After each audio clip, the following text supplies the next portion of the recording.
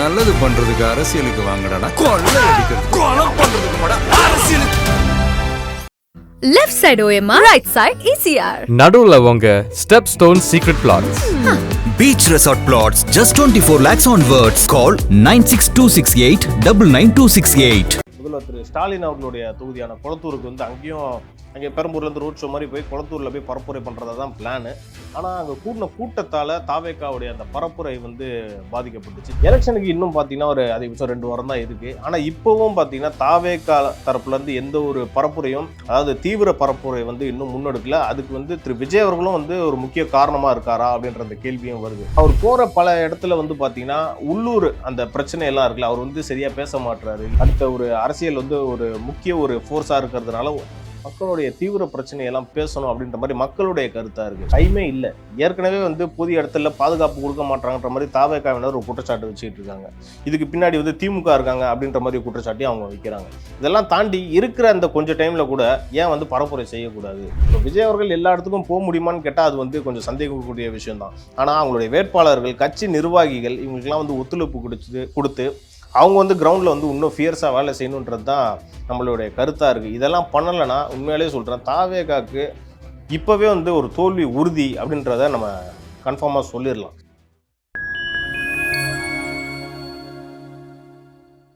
Fine time நேயர்களுக்கு வணக்கம்.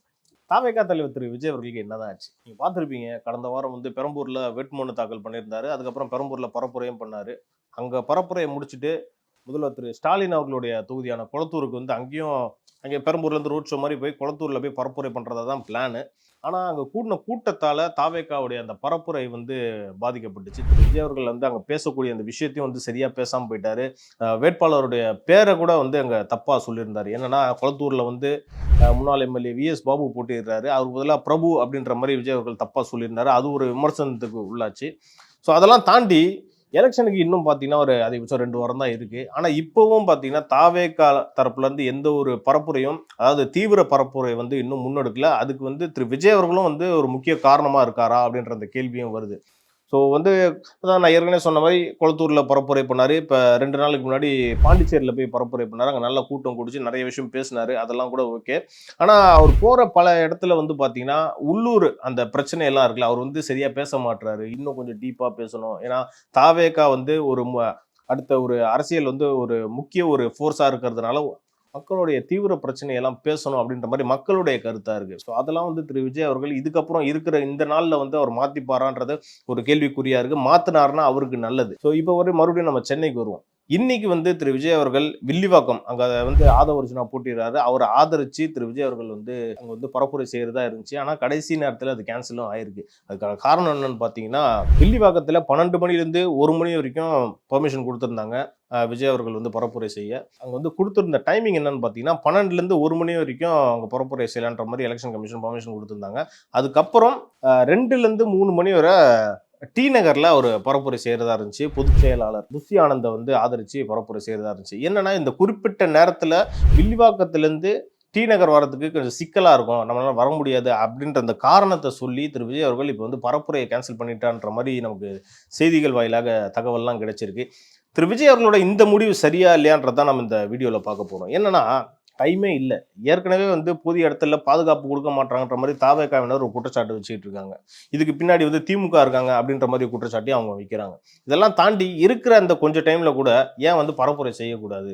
இப்போ வந்து 12லேருந்து 1 மணி வரைக்கும் வில்லிவாக்கத்தில் பர்மிஷன் கொடுத்துருக்காங்களா, அட்லீஸ்ட் வில்லிவாக்கத்தில் போயாச்சும் பரப்புரை பண்ணலாமே. இதனால வந்து பார்த்தீங்கன்னா தாவேக்கா தொண்டர்களே வந்து ஒரு மாதிரி சோர்வடைகிறாங்களா அப்படின்ற அந்த விஷயமும் நம்மளால கேட்க முடியுது. விஜய் அவர்கள் இன்னும் தீவிரமாக பண்ணணும். ஏன்னா அடுத்து வந்து முதன்மை சக்தியா தான் அப்படின்ற மாதிரி போற கூட்டத்திலாம் சொல்லிட்டு இருக்க அவரு ஏன் பரப்புரை விஷயத்துல இவ்வளோ ஒரு சுணக்கம் காட்டுறாரு அப்படின்ற மாதிரி ஒரு விமர்சனம் எழுந்திருக்கு. இதை வந்து திரு விஜய் அவர்கள் இதுக்கப்புறம் மாத்திக்கணும் அப்படின்ற மாதிரி தான் எல்லாருடைய கருத்தாகவும் இருக்கு. அட்லீஸ்ட் ஒரு தொகுதிக்கு போயிட்டு பேசியிருந்தா கூட மக்கள் மத்தியில் அந்த ஒரு ஆதரவு எழுந்திருக்கும். நமக்கு வந்து புதிய பாதுகாப்பு கொடுக்க மாட்டாங்க, நமக்கு வந்து எல்லா இடத்துலையும் சிக்கல் ஏற்படுதுன்ற மாதிரி மக்கள் மத்தியில் வச்சா தானே நாளை பின்ன அவருக்கு வந்து ஒரு ஆதரவு அலை கிடைக்கும். ஏன்னா இளைஞர்கள் அவர் போகிற இடத்துல எல்லா இடத்துலையும் கூட்டம் வருது, அதை வந்து அவர் ப்ளஸ் பாயிண்ட்டாக அவர் எடுத்துக்கலாம்.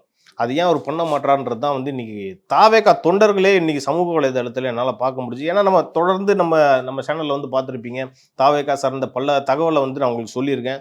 ஏன் அவருக்கு வந்து நடக்கக்கூடிய அநீதிகளும் கூட நான் இந்த வீடியோவில் நான் சொல்லியிருக்கேன். ஆனால் இந்த விஷயத்தில் வந்து விஜய் அவர்கள் செய்கிற அரசியல் எப்படி இருக்குன்றதை நான் உங்கள் பார்வைக்கே விட்டுறேன். ஏன்னா நம்ம வந்து அவருக்கு எதிராகவோ அவருக்கு வந்து அவர் மீது அவதூறு பரப்புறாங்க அப்படின்ற மாதிரிலாம் எதுவுமே கிடையாது. நம்ம இருக்கிறத களத்தில் நடக்கிற விஷயத்த நம்ம சொல்லிக்கிட்டு இருக்கோம். இதை வந்து விஜய் அவர்கள் இதுக்கப்புறம் மாற்றலைன்னா அவர் எப்படி வந்து முதன்மை சக்தியாக இருப்பார்? ஏன்னா அவர் வந்து தாவேகாக்கும் திமுகவும் தான் போட்டின்ற மாதிரி சொல்லிட்டு இருக்காருல்ல. இப்படி பண்ணுனா நாளை பின்ன அவர் எப்படி வெற்றி வாய்ப்பு எப்படி இருக்குன்றதை நமக்கு வந்து ஒரு கேள்விக்குறியாக தான் இருக்குது. ஏன்னா நீங்கள் பார்த்துருப்பீங்க, முதல்வர் ஸ்டாலின் அவர்கள் வந்து நேற்று மதுரையில் இருந்தார், அதுக்கு முன்னாடி வேறு மாவட்டத்தில் இருக்கார். இப்படி வந்து தொடர்ந்து அவர் வந்து பயணிச்சுக்கிட்டே இருக்காரு, தேர்தல் பரப்புரைய கையில் எடுத்துக்கிட்டே இருக்காருல்ல. இந்த விஷயத்த வந்து ஏன் விஜய் பண்ண மாட்டாரு? இன்னொரு விஷயம் என்னன்னு பார்த்தீங்கன்னா, ஓகே நமக்கு வந்து களத்தில் இறங்கினா தான் சிக்கல் வருதா, இல்லை நம்ம டிஜிட்டல் அதாவது ஆன்லைன் மூலியமாகவே நம்ம பரப்புரையை கையில் எடுக்கலாம். அதை வந்து விஜய் அவர்கள் பண்ணலாம். என்னன்னா இன்னைக்கு ஒரு ஃபோன் எடுத்து இந்த மாதிரி வீடியோ பண்ணி நம்ம இந்த மாதிரி எங்களால் வர முடியல, நம்ம பர்மிஷன் கொடுக்கல அப்படின்ற மாதிரி எடுத்து ஒரு வீடியோ மாதிரி எடுத்து போட்டால் கூட அது வைரல் ஆகும். தாவேக்கு ஐடி விங் இருக்காங்க, அப்புறம் வெர்ச்சுவல் வாரியம் சொல்லவே தேவையில்ல, அந்த வீடியோ வந்து பயங்கரமாக வைரல் ஆகும். உலகத்தில் இருக்க எல்லா மூல முடுக்கெல்லாம் அதை போய் கொண்டு போய் சேர்ப்பாங்க. ஏன் இதை வந்து விஜய் அவர்கள் பண்ண மாட்டார்ன்றது வந்து முன்னாலே ஒரு கேள்விக்குறியாக இருக்குது. பொறுத்திருந்து பார்ப்போம், அடுத்த கட்ட பரப்புரை அவர் பண்ணுவாரா? ஏன்னா 234 தொகுதி இருக்குது. இன்னும் சென்னையிலே வந்து இன்னும் திரு விஜய் அவர்கள் முடங்கி கிடக்கிறாரு. இதுக்கப்புறம் இங்கே முடிச்சுட்டு இருக்கிற அந்த 15 நாளில் வந்து வேறு மாவட்டத்துக்கு போகணும். அங்கே போய் இந்த பிரச்சனை வரும். இதெல்லாமே சமாளித்தாதான் ஒரு முதன்மை சக்தியாக வர முடியுன்றது எல்லாருக்கும் தெரிஞ்சும் ஏன் அவர் வந்து அமைதியாக இருக்கான்றது நமக்கும் தெரியல. இது ஒரு பக்கம் பிரச்சனையில் இருக்கிறப்ப வேட்பாளர்கள்லாம் வந்து களத்தில் சுறுசுறுப்பாக இருக்காங்களா அப்படின்ட்டு கேட்டால் அதுவும் இல்லைன்னு தான் நம்மளால சொல்ல முடியும். நீங்கள் பார்த்துருப்பீங்க, திருத்தணியில் வேட்பாளராக அறிவிச்சிருக்காங்கல்ல, யாருன்னா அவர் பேர் வந்து சத்யகுமார், வழக்கறிஞராக இருக்கார். அவர் பார்த்துருப்பீங்க, ரோட்டில் வந்து தனியாக நடந்து போயிட்டுருக்காரு.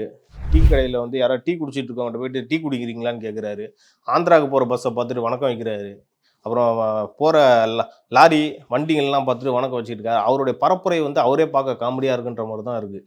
இதெல்லாம் இப்படி இருக்கிறப்ப தாவேக்காவுடைய வெற்றி வாய்ப்பு எப்படி இருக்கும்? ஏன்னா நான் வந்து பர்சனலாக திருத்தணிக்கு நான் போயிருக்கேன். அங்கே இருக்கக்கூடிய பல பேர்கிட்ட வந்து நான் உரையாடி இருக்கேன். அங்கே குறிப்பாக இளைஞர்கள் மற்றும் பெண்கள் மத்தியில் நான் விசாரித்தப்போ அவங்க சொன்ன விஷயம் என்னன்னா, இந்த வாட்டி நாங்கள் வந்து தாவேக்காவுக்கு தான் வாக்களிப்போம், விஜய் அண்ணாவுக்கு தான் எங்களுடைய ஆதரவு அப்படின்ற மாதிரி அவங்க எனக்கு கிரவுண்டில் நான் பர்சனலாக போய் கேட்டேன். இப்படி இருக்கிறப்ப இந்த மாதிரி ஒரு கேண்டிடேட்டை திருத்தணியில் போட்டால் அவங்க வாக்களிக்கிறேன், அவங்களே வந்து இன்ட்ரெஸ்ட் காட்டுறேன், அவங்களுக்கே வந்து அந்த இன்ட்ரெஸ்ட் போயிருன்ற மாதிரி தான் என்னோட ஒப்பீனியனாக இருக்குது. ஸோ விஜய் அவர்கள் இதெல்லாம் வந்து கருத்தில் எடுக்கணும். இன்னும் கொஞ்சம் தீவிரமாக இப்போ விஜய் அவர்கள் எல்லா இடத்துக்கும் போக முடியுமான்னு கேட்டால் அது வந்து கொஞ்சம் சந்தேகக்கூடிய விஷயம் தான். ஆனால் அவங்களுடைய வேட்பாளர்கள், கட்சி நிர்வாகிகள் இவங்களுக்கெல்லாம் வந்து ஒத்துழைப்பு கொடுத்து அவங்க வந்து கிரவுண்டில் வந்து இன்னும் ஃபியர்ஸாக வேலை செய்யணுன்றது தான் நம்மளுடைய கருத்தாக இருக்குது. இதெல்லாம் பண்ணலைன்னா உண்மையிலேயே சொல்கிறேன், தாவேகாவுக்கு இப்போவே வந்து ஒரு தோல்வி உறுதி அப்படின்றத நம்ம கன்ஃபார்மாக சொல்லிடலாம். ஏன்னா கிரவுண்டில் இன்றைக்கி யாருமே இல்லை. ஏன்னா அவங்க வந்து அரசியலுக்கு யாரை எதிர்த்து வந்திருக்காங்கன்னா 2 ஜாம்பவான்கள், திமுகவையும் அதிமுகவும் எதிர்த்து தான் இன்னைக்கு வந்து அரசியல் களத்துக்கே வந்திருக்காங்க. இப்படி வந்து சுணக்கம் காட்டிட்டு இருக்கும் போது விஜய் அவர்கள் சொல்லலை. இப்போ நான் வந்து நிர்வாகிகளை தான் சொல்கிறேன். ஏன்னா அவங்களுக்கு வந்து எக்ஸ்பீரியன்ஸ் கிடையாது. இப்படி சரி எக்ஸ்பீரியன்ஸ் இல்லைன்னா கூட பரவாயில்ல, மக்கள் மத்தியில் ஆதரவு இருக்கிறப்ப இவங்களே வந்து பரப்புரையை வந்து தீவிரமாக முன்னெடுக்காதப்ப மக்கள் மத்தியில் என்ன அவங்க மேலே ஒரு இமேஜ் கிடைக்கும்? ஸோ இதெல்லாம் வந்து கட்சி தலைமை என்ன பண்ணுறாங்க? மேலே பொதுச் செயலாளர் இருக்காரு, அவர் வந்து டி நகரில் போட்டிட்டு இருக்காரு, புசி ஆனந்த், அவர் வந்து பரப்புரை பண்ணிட்டு இருக்காரு. ஸோ அவரை ஆதரித்து திரு விஜய் அவர்கள் இன்னைக்கு போய் பரப்புரை பண்ணலான்னு பார்த்தா ஒரு பக்கம் மழை, இன்னொரு பக்கம் வந்து பர்மிஷன் கொடுத்தா அந்த டைமிங் கொடுத்தாங்க, இருந்தாலும் இவங்க சைட்லேருந்து ரத்து பண்ணிட்டாங்க. ஸோ இப்படி இருக்கிறப்போ சென்னை வந்து தாவேக்காவுடைய கோட்டைன்னு தாவேக்காவை சொல்லிட்டு இருக்கிறப்ப பரப்புரையே போகாமல் மக்கள் மத்தியில் வந்து எப்படி ஆதரவு கிடைக்க போகுது? இதெல்லாம் வந்து முன்னாடி தாவேக்கா தலைமை இதுக்கப்புறம் வந்து பரிசீலனை செய்யணும். செஞ்சால் அவங்க வெற்றி பெற வாய்ப்பு இருக்குது, இல்லைனா அவங்களுடைய தோல்வி இப்போவே நம்ம வந்து உறுதி பண்ணிடலாம். இன்னொரு பக்கம் தாவேக்கா மீது ஒரு வலுவான கட்டமைப்பு இல்லை, அந்த கட்சிக்கு இல்லைன்ற மாதிரி ஒரு விமர்சனமும் இருக்குல்ல. ஸோ இப்படி இருக்கிறப்ப நிர்வாகிகளை வந்து எப்படி வேலை வாங்கணுன்றத வந்து தலைமை வந்து அதை கரெக்டாக புரிஞ்சு வச்சுக்கணும். அதை வந்து தாவேக்காவினர் பண்ணுறாங்களான்னு கேட்டால் நம்ம இல்லைன்னு தான் சொல்ல முடியும். அதுக்கு முக்கியமான காரணம் என்னன்னு பார்த்தீங்கன்னா, இந்த 234 வேட்பாளர்களை வந்து நியமிச்சாங்கல்ல, அதில் வந்து கிட்டத்தட்ட 106 பேர் வந்து வேற கட்சியிலேருந்து வந்தவங்க, வேற அமைப்பு சேர்ந்தவங்க. தாவேக்கா அதாவது ரசிகர் மன்றமாக இருந்துச்சுல, விஜய் மக்கள் மன்றமாக, அதை வந்து கட்சியாக மாற்றினாங்களா, அங்கேருந்து எத்தனை பேருக்கு சீட்டு கொடுத்துருக்காங்கன்னு பார்த்தீங்கன்னா எனக்கு தெரிஞ்சு 2 பேர் தான்ற மாதிரி பல தகவல்லாம் வருது. ஸோ இது வந்து ஒரு முக்கியமான காரணமாக இருக்குமான்னு கேட்டால் இருக்கும். ஏன்னா பல காலமாக வந்து இந்த மக்கள் மன்றத்துக்கு நாங்கள் உழைச்சிருக்கோம், அப்படி இருந்தவங்களுக்கு வந்து சீட்டு கிடைக்கல அப்படின்ற மாதிரி பல அதிருப்திகள்லாம் இருக்க தான் செய்யும். அதையும் மீறி ஒரு கட்சியை வந்து வலுவாக கொண்டு வரது தான் அந்த தலைமையோட பொறுப்பு. இதெல்லாம் வந்து பண்ணுறாங்களான்னு கேட்டால் நம்ம இல்லைன்னு தான் சொல்ல முடியும். அதுதான் நிதர்சனமான உண்மையும் கூட. அடுத்தபடியாக திரு விஜய் அவர்களை வந்து தொடர்பு கொள்ள முடியாத எல்லையில் இருக்காரு. அவர் வந்து அவர்கிட்ட ஒரு தலைவர்னா நம்ம ஈஸியாக போய் அப்ரோச் பண்ணணும், நம்மளுடைய ஒப்பீனியனை போய் அவர்கிட்ட போய் சொல்லணும், நம்மளுடைய ஏதாவது ஒரு கஷ்டம் ஏதாவது கம்ப்ளைண்ட்ஸ் எதாவது இருந்துச்சுன்னா அவர்கிட்ட போய் அணுகி சொல்லணும் அப்படின்ற மாதிரி தான் ஒரு தலைவர் இருக்கணும். ஆனால் விஜய் அவர்கள் அந்த மாதிரி இருக்காரான்னு கேட்டால் இல்லை. ஒரு வாட்டி பரப்புரைக்கு போயிட்டாருன்னா அதுக்கப்புறம் அவரை சந்திக்கிறது கஷ்டம். ஏன் நிர்வாகிகளே அதை சொல்கிறாங்க. ஸோ இப்படிலாம் இருக்கிறப்ப அட்லீஸ்ட் பரப்புரையாச்சும் நம்ம ஃபாஸ்ட்டாக பண்ணலான்னா அதுவும் பண்ண முடியல. ஏன்னா எல்லா கட்சியிலையும் நீங்கள் பார்த்துருப்பீங்க. இப்போ திமுகனா முதல்வர் ஸ்டாலின் இருக்காரு, திமுக தலைவர் ஸ்டாலின் இருக்காரு, அதே மாதிரி அடுத்த கட்டமாக உதயநிதி ஸ்டாலின் இருக்காரு, அப்புறம் அமைச்சர் பெருமக்கள்லாம் இருக்காங்க. இவங்களாம் திமுக சார்பாக ஒரு வலுவான ஒரு பரப்புரை மேற்கொள்வாங்க. அதே மாதிரி தான் அதிமுகலையும் பொதுச் செயலாளர் இருக்காங்க, அதுக்கடுத்து அடுத்த கட்ட தலைவர்கள்லாம் இருக்காங்க. ஸோ அவங்களாம் வந்து பரப்புரையை மேற்கொள்வாங்க. அதே மாதிரி எல்லா கட்சியிலையும் இந்த மாதிரி இருக்குது. நாம் தமிழர் கட்சி தவிர நாம் தமிழர் கட்சியில் கூட பார்த்தீங்கன்னா சாட்டை துரைமுருகன் ஒரு பக்கம் இருப்பார், இடுமாவனம் கார்த்தி ஒரு பக்கம் இருப்பாங்க. இவங்களாம் வந்து நிறைய கூட்டத்தில் வந்து பேசுவாங்க. ஆனால் தாவேக்காலே அப்படி இருக்காங்களான்னு கேட்டால் நான் இல்லைன்னு தான் சொல்லுவேன். விஜய் அவர்கள் தான் அவரை முன்னிலைப்படுத்தி மட்டும்தான் எல்லா இடத்துலையும் பரப்புரை பண்ணிட்டு இருக்காங்க. அது கீழே ஆதவர்ஜனா பண்ணுறாங்க. இப்போ தான் சமீபமாக பண்ணிக்கிட்டு இருக்காங்க. இது பத்தாதுன்னு நான் சொல்ல வரேன். ஏன்னா கடந்த சில நாட்களாக தான் சென்னையில் குறிப்பாக பல பகுதிகளில் வந்து பார்த்தீங்கன்னா இந்த திருமுனை கூட்டம் பொதுக்கூட்டம்லாம் நடக்குது.